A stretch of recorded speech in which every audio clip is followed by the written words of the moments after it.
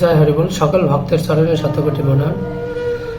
অনেকে মনে করে যে ভিডিও আপলোড দিয়ে টাকা ইনকাম করে, ধর্মীয় নিয়ে ব্যবসা শুরু করছে, অনেকেই বলে। কিন্তু যারা ভিডিও আপলোড দেয় তারা তারা মনে করে না। ধরেন আপনি ঢাকায় আছেন, চার দেয়ালের ভিতরে আছেন, বাইরে কি হয় তা আপনি জানেন না, ওরাকান্তি কি হয় তা আপনি জানেন না। মানে এটাকে বলে বলে যে ধর্মীয় অনুষ্ঠানকে প্রচার করা, এটা কি অপরাধ? এটা কি অপরাধ? আপনার অপরাধ বললে আমি কিছু বলার নাই, যে আপনাকে উপরই সব।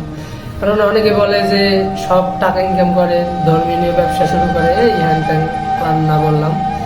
মানে আপনি ঢাকায় আছেন, ঢাকায় বইয়া পরাকান্তি কি হয় এইটা আমরা প্রচার করি, অনেক হরিভক্ত দাদারা প্রচার করে। এটা যদি ভুল হয়, কিছু বলার নাই। আসলে সবাই সেটা বলে যে টাকা, ধর্মীয় ভিডিও টাকা ইনকাম করে, হ্যান ত্যান। মানে একজন ইউটিউব চ্যানেল যার আছে, টিকটক আছে, ফেসবুক পেজ আছে, সে জানে যে প্রতিদিন ভিডিও আপলোড দেয়, এই করে সে একটা জানে যে সেতে কি কষ্ট।